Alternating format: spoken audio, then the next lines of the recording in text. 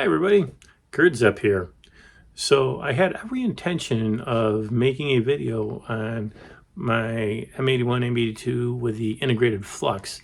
In fact, I started off, I was making a little list of everything going along with the processing, and finally it got to be way convoluted. I ended up not even knowing what the heck I was doing. I was going back and forth, program to program, so I wasn't going to do it. I was like, oh well. And then after publishing my image out there, some people got back to me and said, gee, Kurt, I hope you're going to do a video for this. I said, oh, okay, well, all right. So I went ahead and made a video for this. It's rather long, at least for me, because it's over 30 minutes, almost 40 minutes. But I'm going to do a detailed description on how I made the RGB processing in PixInsight, how I did the HA in PixInsight, and how I processed the luminosity in PixInsight. And I'm going to do a detailed description on how I got those base images. I'm also going to do a detailed description on how I combined the HA into the RGB. And I'm also going to do a detailed description on how I combined the luminosity in there.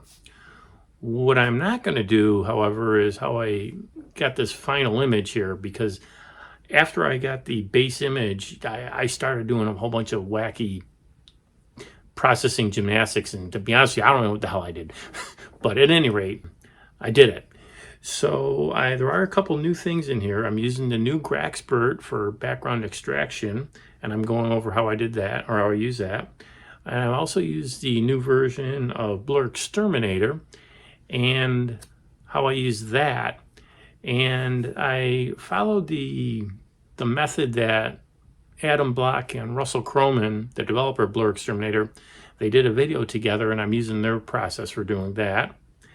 I also picked up a new way to combine the HA into the RGB channel using spectrophotographic color calibration. I'm Kurt Zepp, and you're watching AstroQuest 1.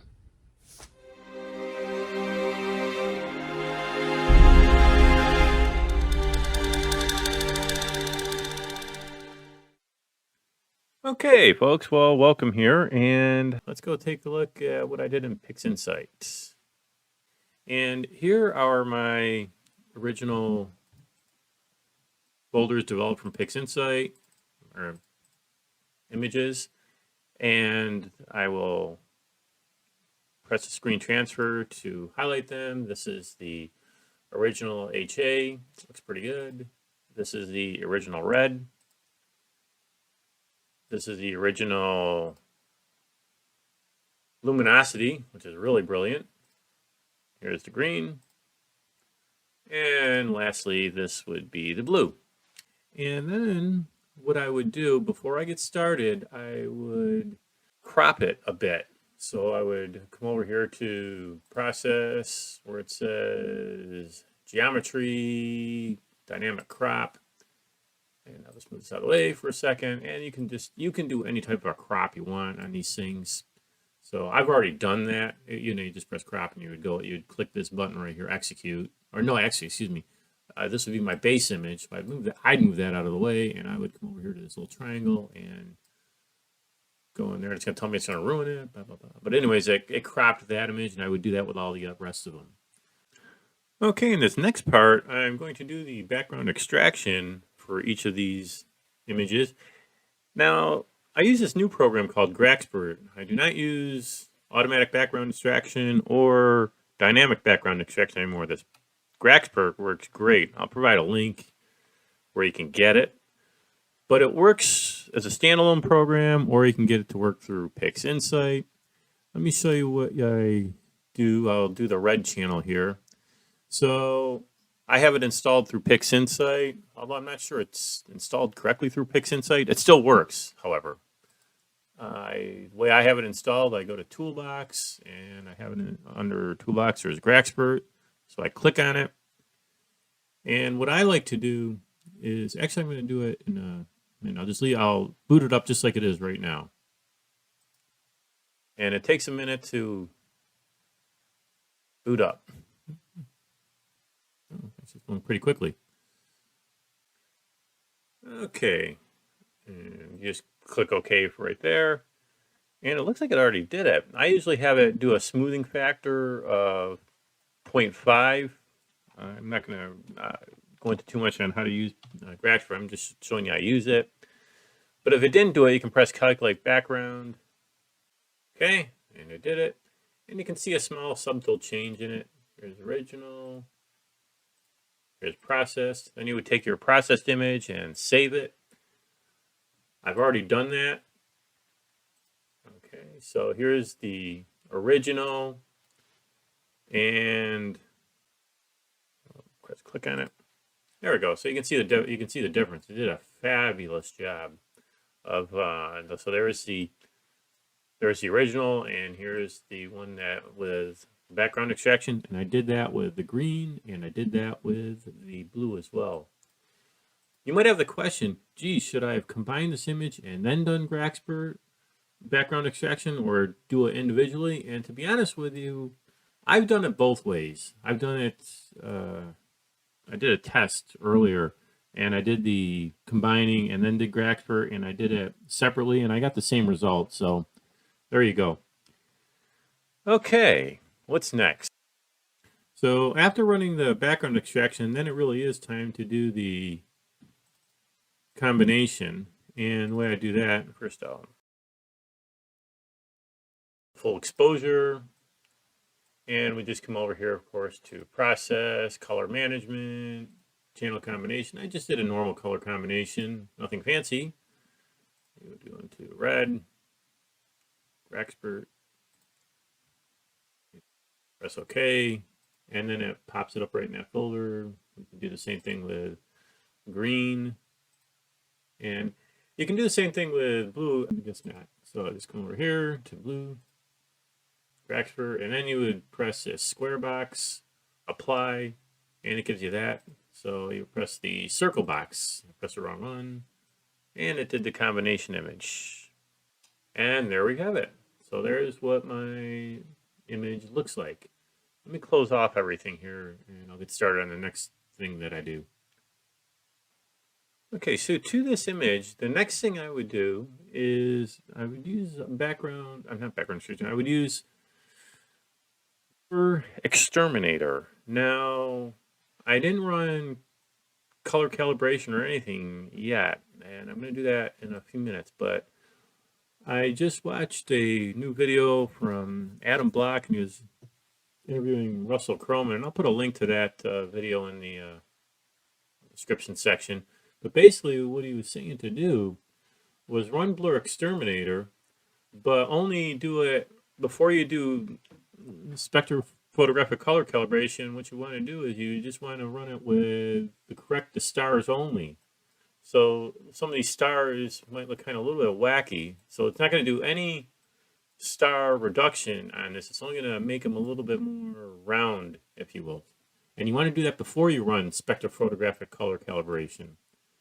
So I'm just going to press correct only and let it do its thing. And by the way, this is a new version of BlurXTerminator. So this is the brand new one. So things may run a little bit differently than it did before. And that's why Adam Block made this video with Russall Croman. They discussed the new intricacies of BlurXTerminator. We're letting it do its thing right now. Okay, already done. I already did this. So here's the new version of, here's the version after running BlurXTerminator. And here is the old version. Looks kind of the same, actually. It didn't really do too much. It did a little bit with the stars, if you really looked, closely. Okay, next, then it's time to run spectrophotographic color calibration. So let me get rid of that. And we come over here to process, color calibration, spectrophotographic color calibration. Now watch what happens if I do it. I didn't have to change any of the sensors. This is close enough to approximation to my filters, and everything else is set up. We would take a region of interest, or a preview, and so you want to choose a part of the sky that doesn't really have much of anything. And it's okay to get some stars in there. That's perfectly fine. take this, put this preview down to region of interest, and let's see what happens. But first I'll go back to this. And it's doing its thing. Well, here's the graphs, and they all look pretty good, and nice straight line and everything like that, so we'll minimize that. Okay, let's see what this looks like. Okay, and there it is. And in this case, I'm not seeing too much of a big difference. Maybe it's just a little bit in the stars. Now, if you did this process and you got an error message, that's because when you cropped it, it changed the plate solving a bit. And so the image would have to be replate solved. And the way to do that is you would come over here to Script, go down where it says Image Analysis, and then you would do Image Solver. Okay, and then this thing pops up. And what you have to do is you have to get new, or just make sure this data matches up to the image at hand. And the way to, and make sure everything else looks the same, make sure your image scale looks the same, make sure your pixel scale looks the same. Just make sure all these things are filled in. If they're not, if they weren't, then you'd have to fill it in. Now, one way to get this data, to get the right coordinates, is you would take the original image, okay? You would take the original image, and you would actually just come over here to where it says fits header, and the fits header of the original image would have this data down here. So where it says object array, object declination, you would just type in those coordinates into this portion of the image parameters, and you'd make sure your pixel scale is the same, and then run it, and then it'll do the plate solving. Once it's done the plate solving, then you can go back and do this SPCC, and it should work. I'll provide a link to Adam Block's video on this, on how to do that as well. He's got a much greater in-depth explanation of what's going on. Okay, the next step after color calibration is to redo BlurXTerminator, only this time you would do it the normal way. Now, what do I mean by normal way? I mean, let's boot it up. I wouldn't do just correct the stars only, I would do the whole thing. Now, when I do this, I leave with the new version, you can leave automatic PSF on. The older version, you would have had to have changed the PSF diameter or try to match it up, but this new version, you only need to do that.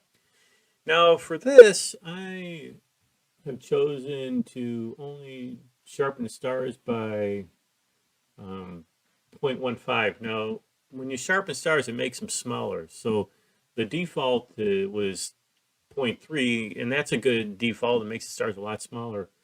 But in this image, I really want to keep, I don't want to do too much star reduction because I think that enhances the image. So I kept them at 0.15, and I just ran it. Okay, so we just come over here and click on it, and away it goes. Okay, so here's the new version. Here's the old version. So you can see how it changed a bit. The stars did go a little smaller, and there is a bit more detail showing up. I should mention, too, I forgot to mention this earlier. As I said, there's a new version of BlurXTerminator and a new AI version. It says AI version 4 available. I should have clicked on this and said BlurXTerminator version 4 when I run it. So make sure you do that, and then you can run the newer version. So to this version right now, we're almost done. We're going to make it, stretch it now. So I'm ready to stretch it, the way I do things. And the way I do it, I'm going to use Bill's stretching methods, Bill Blanshan's stretching methods. I've had very good luck with that lately, and very, very impressive. So let me show you how to do that. I come over to Process, down to Process Icons, Load Processes. And I've got it on Bill's stretching methods. Just click on it. And what's going to happen is it brings it over to here. And for some reason, it makes my other stuff that I already have open, it closes them, and I can't figure out a way to get these things onto that new things yet. Maybe if somebody knows, they can enlighten me, because I can't do it. Anyways, for this one, you would just use a stretched linked RGB. And basically, he's already got the script. You just come over here and plop it on, and bada bing, bada boom. There it is. So there's my image. That's my base image for RGB right now. Okay, for the next step, I'll show you what I did for the HA and the luminosity. They're going to go a lot quicker because I pretty much do almost the same stuff as I did before. So let me go through the HA first. So here is the original HA image after I cropped it. I then ran that GraXpert program on it to even it out, although it looks pretty smooth already. But here's what that came out to be. And you know, there's a little bit of change in it. So I thought that was pretty good. And then after GraXpert, I ran the BlurXTerminator. And again, for BlurXTerminator, since I didn't have to do SPSS, spectrophotographic color calibration, all I did is just ran the BlurXTerminator normally. And for that, again, I did the 1.5 star reduction, or the 0.15 star reduction. And then I did the, made it the histogram stretch on it. And again, I used Bill Blanshan's methods. So what I mean by Bill Blanshan's methods, I'll boot those up again here. Let me just so you know what I'm talking about. And in this case, I would do the unlinked stretch. The last time I did the link stretch, because it was an RGB image, now I would use the unlinked stretch. And when I did that, this is what I wound up with. So something like that. And it actually darkened the background a bit. So I was pretty happy about that. And we got a lot of good data. You can see all that HA regions inside M81 over here. This is Bode's galaxy, by the way. And this over here is the Cigar Galaxy, or M82. And look at that. Wow, that looks great. It has those HA, those fiery regions. Heavy star formation in this galaxy, and these jets are just coming out from the center. Incidentally, this galaxy and this galaxy are about 150,000 light years away from each other, and both of these galaxies are about 11 million light years away from us right now. So this came out great. I love this. Okay. And now let me minimize these things and show you what the luminosity looks like. The luminosity was one of the real shows, if you will, of this process, this going through, because what I really wanted to show was all the integrated flux that was in this region. And I wasn't sure I was going to be able to get it because I live in a Bortle 5 to Bortle 6 location, so it was tricky, but I grabbed almost 20 hours of it, and this is what I wound up with. And yeah, it's here. You can see it in the background all over the place, skewed throughout. So that was really happy with this. Now you'll notice this little ring right here and this little ring right here. That was the same ring that we saw in the other image, in the RGB image. Again, that is because of the flats weren't perfect. I can fix this easily in Photoshop, and I'll show you how I do that. I could leave it alone because it may actually get, after I get done doing the normal processing, it would go away anyways. But I like to make sure and smooth it out. And again, I'm going to show you what I do later. But all this other stuff looks great. There's that galaxy. You can see some of the structure if you really look closely in that PC 28225. Down here, and this, I forgot the number of this one, P8, PCG 28757 or something like that. It's an irregular dwarf galaxy surrounding M81, though. It's really neat. There's another one over here, another satellite galaxy. So after that, I ran BlurXTerminator on it, and let's see what we wind up with. And again, I did that same star reduction of about 0.15, so it reduced them a bit. You can see the before and after. And it actually brought out some more of this this integrated flux, which is what I was happy about as well. Okay, and then lastly, I ran the Histogram Stretch, and this was this final image. Okay, well, those are my base images. Doing a lot of PixInsight stuff. What I do next is I resave these as TIFF files, and I'll start going back and forth between PixInsight and Photoshop. And this is where I'm saying I'm not the expert. I'm not an expert process. I'm okay. I do some things, but if you were a processing expert, you'd probably do it all in PixInsight, but I'm not that good yet. So you can take what I'm doing from now on for a grain of salt. Okay, in this next step, I'm going to show you what happened here. I first went to the RGB image and I wanted to make that better, and I did all these improvements. I spent a couple hours. You can see my time. I started like 10 and went to 12, almost 12 o'clock, just playing around, doing all sorts of stuff with the RGB image, and came up with a pretty decent image. All this that I did this day was for nothing. I didn't use any of it afterwards. And what happened was when I went to combine the hydrogen in with it to make a better image, I did it my normal way, but then I had watched a video it was a PixInsight produced video on how to use SPCC, spectrophotographic color calibration, to incorporate the hydrogen into it. And so I redid it on January 1st of this year, 2024, and this is what I did. So this is what I'm going to show you. I just wanted to show you that I spent like hours doing this and was all for nothing.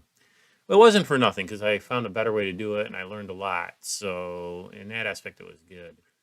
So okay, so let me show you where we're going with this. Here is my HA image and here's my RGB image. These are still linear images. So in order to do this, one thing you can do is you can open up channel combination. Oh, here it is down here. I already got it opened. And we're going to just close off the green and the blue. And we want to add HA to the red channel. So what you can do is you can come over here, put this, and go on that. And there it is. It pops up in the red channel. And then we would apply it. Now it turns green. This looks awful here. And that's because the HA is very weak compared to the green and the blue. That's why this image looks this way. However, if we just apply spectrophotometric color calibration, we'll see what happens. Failed. That is because since I redid this, this image isn't plate solved. So remember I was telling you about that plate solving business, but it's real easy to do. All you have to do is come over here to Script, over here to Image Analysis, Image Solver. This pops up and we're going to press OK, because I happen to know those are the coordinates for this thing, and it's plate solving right now. Okay, now I'm gonna do it, and it should work. Here we go, and it's doing its thing. Okay, and now it equalized the red channel to the other channels, and we'll just click over here, linked stretch, and there we have it. Voila! Now you'll look, and now it's just way over corrected in RGB. So let me show you what we do to fix this. We're going to do it again, but a slightly different way. Okay, folks. So let me show you what you need to do is, in order to make a better poly image, we'll go to PixelMath, and we'll make sure this thing's off. Go to Expression Editor. For the red channel, we're going to use HA, but we're only going to make it by 0.5 or 50%. I'll add it to the existing color channel. Again, that's going to be at 50%.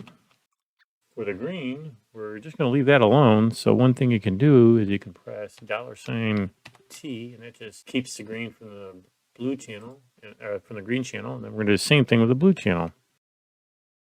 And we're going to replace the target image. Let her rip. Okay.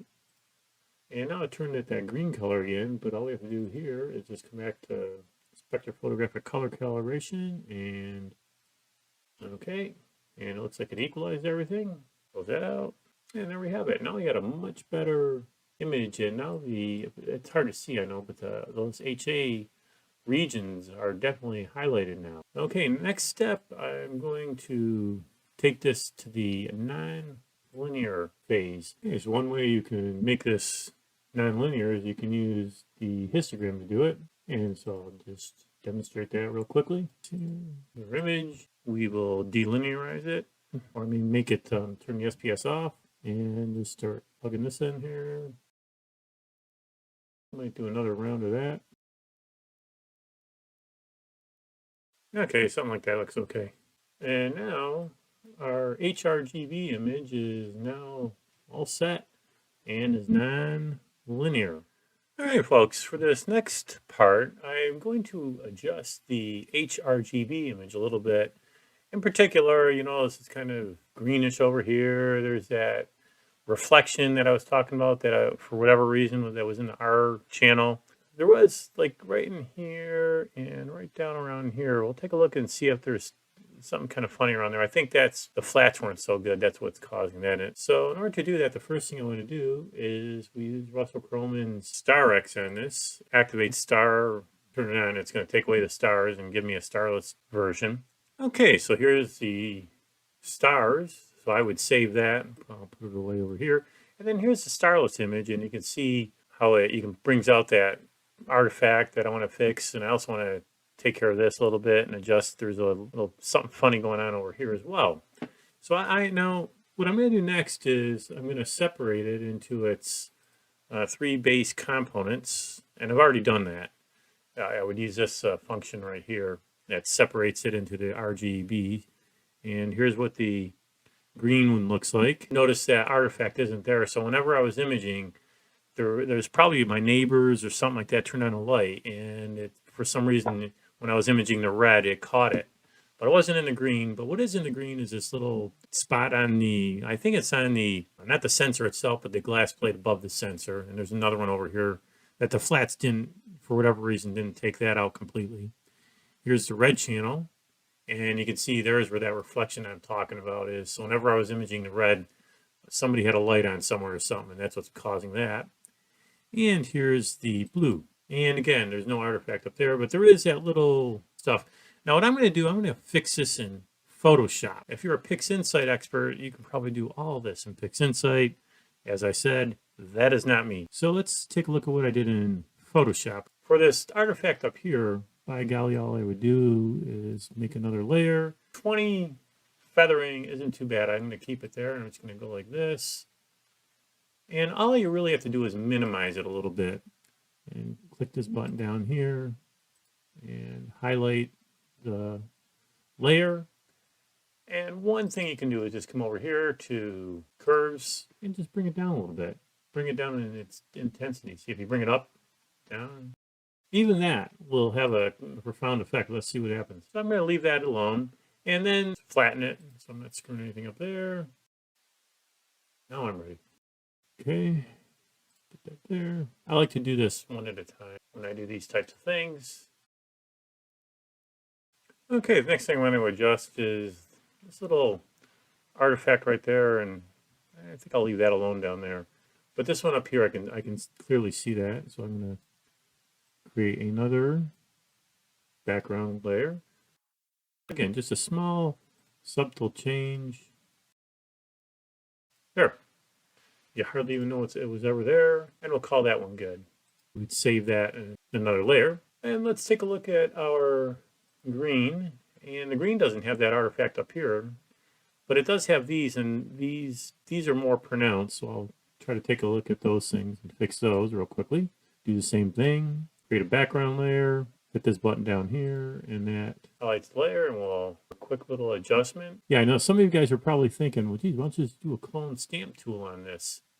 And you actually can, but you don't really want to do clone stamper unless you really absolutely have to. See what the clone stamp does, it actually is going to destroy the background, really mess it up. So use the clone stamps tool sparingly if you have to use it, and try not to use it at all. So that's my advice to that. Yeah, that looks pretty good. And if you overshoot, you can go over here to this thing, and if, like I say, if you add it too much, you can adjust it like this, and it'll take it away 50%, 75, you know, so you can 99. We'll just leave it like that. And now what I would do is press flatten layer, And I also adjusted the one down here a little bit. That one's where the other spot was on my sensor. Pretty good. And we'll call that one quits. Save it, save layer, flatten image. And I'd save it. Let's try my last one here. Here's the blue. Again, it might be some up there. Not really. I'm not going to mess with that. But this one is. This is where that spot was on my sensor. Yeah, that looks like I went too far on that. So all you have to do is come back here to opacity, and you can lower the opacity and bring it back down a little bit. There we go. And that looks pretty decent enough for that one. Press flatten. And we can do the same thing for the down here. Remember, a really good set of flats taken on the night that you imaged probably would take care of something like this, so you wouldn't really have to worry about this at all. But as I said, I collected this over numerous nights. So, and now I would save them. And let's bring them back into PixInsight, because I still want to do some more stuff with that. And here's what they looked like. Here is the green when I was all said and done. Here is the red when I was all said and done. And here is the blue when it was all said and done. And then you would do a RGB combination again. And there we go. There is our nice completed RGB image. Now, the next step would be to bring the stars back into this. And the way to do that, I would just come over here to PixelMath, and I would just leave everything the way it is here. I have to combine the image that I just made there. So that was image 71. That's up there right now. Image 71 plus the stars, and press OK. Create new image, and then just press the square. There we go.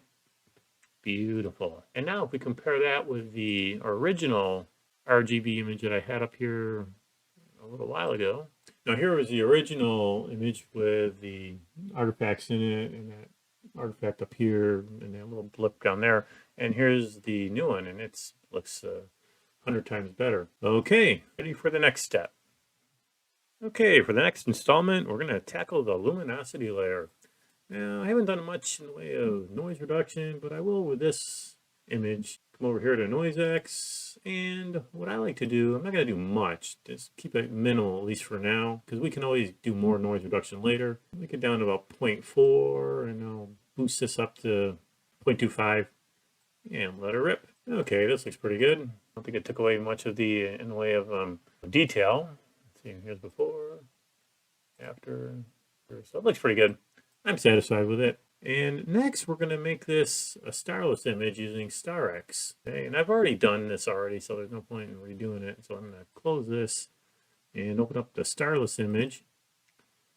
Now, when we open up the Starless image, you'll see up here that there is this little circular thing. This is another one of them little old things on somewhere in my train. There's a spot. So we can fix this, and I think that was all. There's one little one down here that we've seen. The one that was over here doesn't seem to be too prominent in this, for whatever reason, in the luminosity layer. So I would go back in Photoshop and do the same thing I did before. I'd highlight this and carefully adjust the intensity, and I would do the same down here. And I did that, and this is what I wound up with. Wound up with this, and I think it looks pretty dang good. You can't even tell there was anything up there. The next thing you want to do, or what I like to do for this, is somehow adjust the background so it's a little darker, and bring out this portion, the IFN, without overdoing it with the galaxies. And you can do that a variety of different ways. You can create a layer mask in here. Create a curve stretch. Open this up. You can do something like that if you want. Or you can leave it alone. You can try it without doing anything yet. So we're going to just leave it alone, actually. Curves alone. And that doesn't look too bad right there.